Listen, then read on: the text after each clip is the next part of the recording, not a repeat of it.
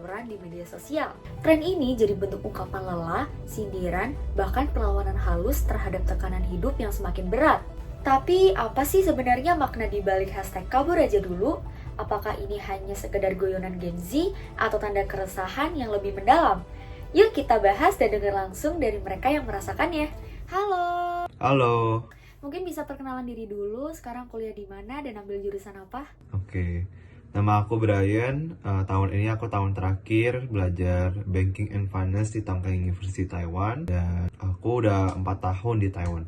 Oke, waktu pertama kali memutuskan untuk kuliah di luar negeri, apa yang ada di pikiran kamu? Kabur dari tekanan atau malah justru jadi tantangan baru? Kalau pertama kali aku datang ke Taiwan itu sebenarnya karena aku ingin mencoba culture yang baru dan aku pengen menaruh diri aku di tempat dimana aku tuh bisa belajar dari orang yang dari luar Indonesia. Jadi aku mencoba mencari cara untuk lebih mandiri dan juga mencari cara untuk keluar dari zona nyaman aku untuk bisa berkembang secara individu sih.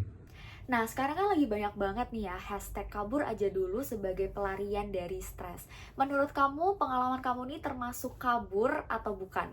Kalau ini mungkin bisa dibilang kabur sih, kabur tapi untuk kembali kalau aku. Karena pada akhirnya aku tahu sih kalau misalnya dari aku sekarang di Taiwan, Indonesia itu tetap rumah aku. Dan aku udah tahu kalau habis dari aku belajar di Taiwan, aku bakal balik lagi ke Indonesia.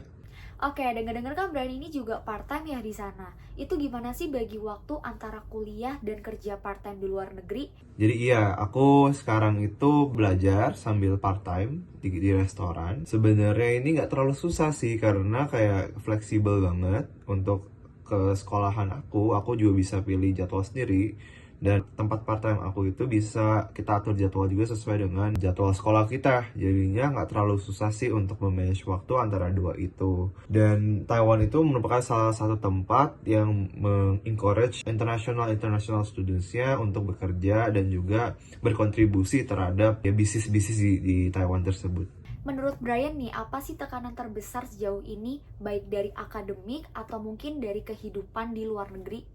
Mungkin tekanan terbesar yang aku alamin selama di Taiwan itu karena kita sendiri. Jadinya itu ada waktu-waktu dimana aku merasa lonely, merasa sepi banget, nggak ada keluarga di sini. Tetapi dari pengalaman-pengalaman itu juga pastinya dipenuhi dengan rasa bersyukur. Dan juga di sini tuh banyak banget teman-teman dan keluarga-keluarga dari Indo juga. Jadi aku tuh bisa spend time juga sama orang-orang Indo di sini, walaupun aku jauh dari keluarga, jauh dari teman, dan jauh dari orang-orang terdekat aku di Indonesia. Dari kamu sendiri ada nggak nih pesan buat teman-teman di Indonesia yang pengen kabur tapi mungkin belum berani ambil langkah sejauh kamu?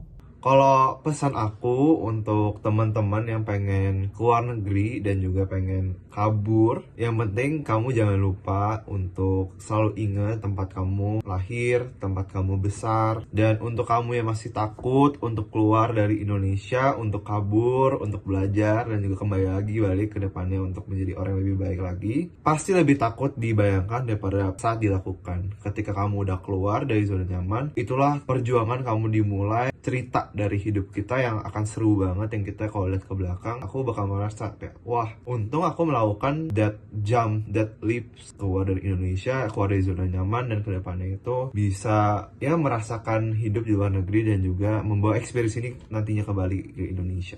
Oke, terima kasih Brian untuk waktunya. Dari obrolan tadi kita belajar bahwa kabur nggak selalu berarti lari dari masalah. Kadang itu justru bentuk keberanian buat menantang diri, nyari ruang tumbuh, dan mengejar mimpi di tempat yang jauh. Tapi sejauh apapun kita pergi, seberat apapun tantangannya, kita tetap harus ingat dari mana kita berasal. Indonesia akan selalu jadi rumah, tempat di mana perjalanan itu dimulai, dan mungkin suatu hari nanti, tempat di mana kita kembali dan berbagi apa yang kita pelajari. Saya Rosa, melaporkan untuk Eskom 4330. Sampai jumpa di liputan berikutnya.